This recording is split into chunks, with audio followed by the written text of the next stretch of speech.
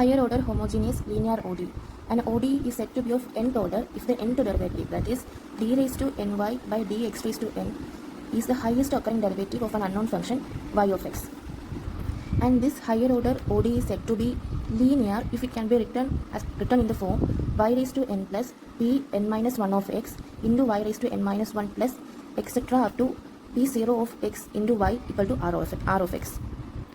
And this higher order linear ODE becomes homogeneous, that is higher order homogeneous linear ODE when the right hand side, that is r of x, equal to 0. When r of x of this particular equation becomes 0, this higher order linear ODE becomes homogeneous. The characteristic equation of an nth order homogeneous ODE with constant coefficients is m raised to n plus a n minus 1 into m raised to n minus 1 plus etc. up to etc. plus a0 equal to 0.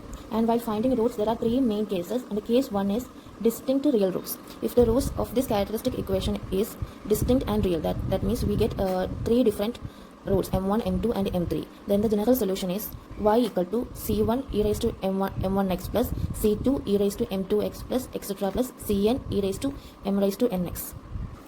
Case 2 is multiple real roots. If m is a real root of order n, then the general solution is c1 plus c2 lambda plus c3 lambda square plus etc. plus cn lambda raised to n minus 1 into e raised to m.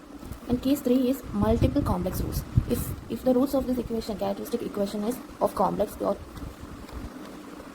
is complex, then general solution is y equal to e raised to ax into a1 plus a2 lambda into cos bx plus b1 plus b2 lambda into d cube y by dx cube minus 4 d square y by dx square plus 5 into dy by dx minus 2y is equal to 0. And the characteristic equation is m cube minus 4m square plus 5m minus 2 is equal to 0.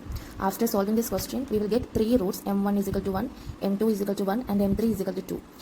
As these roots are real and distinct, the general solution is y is equal to c1 e raised to m1x plus c2 e raised to m2x plus c3 e raised to m3x. So y is equal to c1 e raised to x plus c2 e raised to x plus c3 e raised to 2x, which is equal to c1 plus c2 into e raised to x plus c3 e raised to 2x. Second question, y triple dash plus y double dash plus 4y dash is equal to 0. Then the characteristic equation is m cube plus m square plus 4m is equal to 0.